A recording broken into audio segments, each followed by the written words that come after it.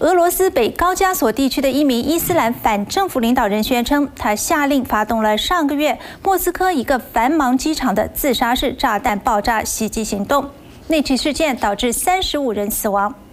乌马罗夫在星期一发布在伊斯兰叛军一个网站上的视频中发表了这项声明。长期担任车臣叛军指挥官的乌马罗夫说，这次袭击是针对他所谓的俄罗斯总理普京的沙文主义政权发动的。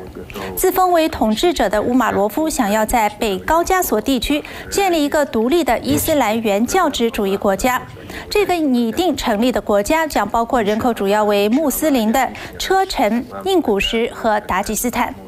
在星期天发布的另一个互联网视频中，乌马罗夫说，如果莫斯科不放弃对这一地区的控制，他将面临1年的血与泪。